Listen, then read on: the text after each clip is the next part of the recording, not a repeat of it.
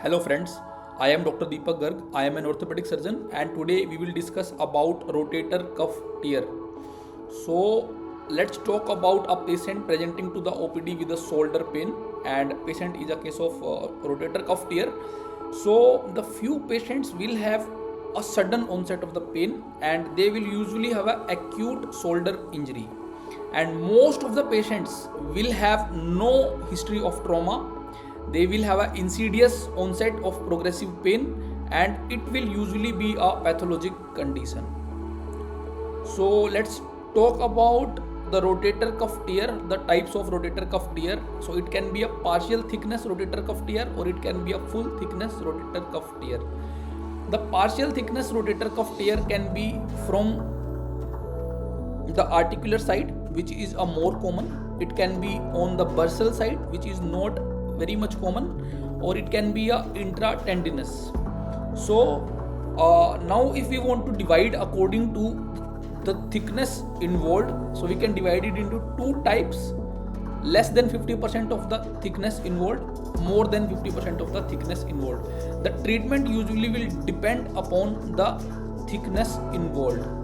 So now if there is a full thickness tear, then we divide it into small tears, which is less than 1 centimeter tear, medium tear, which is 1 to 3 centimeters of the tear, large tear, which is 3 to 5 centimeters of the tear, and massive tears, which is more than or equal to 5 centimeters of the tear.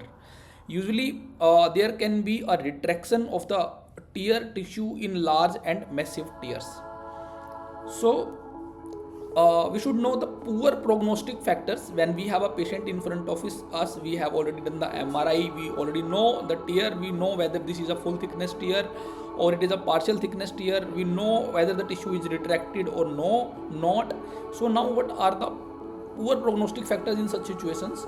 So the duration of the symptom, if it is more than 6 months, it is a very poor prognostic factor. Age of the patient more than 65 years is a poor prognostic factor. Large and massive tears more than 3 centimeter are poor prognostic factors. If there is a fatty infiltration of cuff in the MRI, then again it is a poor prognostic factor if the filtration is more than 50%. Then tear retraction more than 2.5 centimeter is again a poor prognostic factors. Now if there is a moderate to severe muscle atrophy, then it is a poor prognostic factor. Now let's look at the goals of treatment. The primary goal of the treatment is a pain relief. Secondary goal of the treatment is a functional improvement. Now we can go for non-operative treatment, where we will usually go for activity modification. We will do the physiotherapy, which will involve strengthening, stretching exercises of the shoulder muscles, and we may prescribe some anti-inflammatory medications. Now if we talk about the operative treatment, if the conservative treatment fails, then definitely we will have to go for the operative treatment. And if it is a partial thickness tear of less than 50% thickness, then we will do the arthroscopic evaluation, we will do the debridement of the partial thickness, and then we will do the acromioplasty to relieve the impingement if there is any impingement. Then if thickness is more than 50% of the thickness is involved, then along with the arthroscopic evaluation, debridement of the tear tissue with acromioplasty, we will have to repair the cuff also. So if thickness is more than 50%, we will have to repair the cuff. Now let's look at the massive and irreparable tears, where the 5 factors that are most important to improve the results.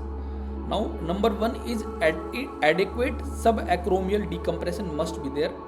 Number 2, maintain the integrity of the deltoid muscles. Number 3, mobilizing the torn tendons and performing an interval slide when indicated. That means we have to mobilize the torn tendons, and interval slide means then anterosuperior cuff is mobilized by releasing the medial aspect of the rotator cuff interval. So the anterosuperior part will involve the coracohumeral ligament. So we will may have to release the coracohumeral ligament so that we will be able to mobilize the cuff muscles at the site of their insertion, and then we can repair the cuff. So then we will have to repair the tendons to the bone, and we will carefully supervising, and post-op rehabilitation is very much important in rotator cuff repair. So these are the 5 points. First is we have to expose properly, we have to do the decompression properly, deltoid origin integrity must be maintained, we have to mobilize, we have to repair the rotator cuff, and then post-op rehabilitation is very important. So these are the 5 points that we must keep in mind. Now after we have repair, sometimes there may be retraction and we may have to use the augmentation methods, because we are not able to get that cuff back to the site of the origin. So we may have to augment the cuff with some other graft. So in these situations we can use autograft, we can use the biceps tendon, we can use subscapularis tendon, teres minor tendon, latissimus dorsi, or coracoacromial ligament. If these are not available, or we can use allograft, that means from the another person, we can use some tendons, we can use some ligament, or we can use the free dried cuff. Xenograft, usually from the other species, they are not used because the complications are too much, so they are not used. Nowadays we can use synthetic grafts also. Now once we have done the surgery, so what are the complications? So the complications are, it can lead to suprascapular nerve injury, it can lead to the transposition of the subscapularis, which may ultimately lead to the anterior instability and weak internal rotation. It may lead to the transposition of teres minoris or infraspinatus, which will lead to the weak external rotation. Patient can have post-op stiffness, there can be persistent night pain, and coracoacromial ligament deficiency may lead to superior subluxation of the humeral head. So this was about the rotator cuff tear. So this was about today's video. So keep learning. Thank you guys. Thank you very much.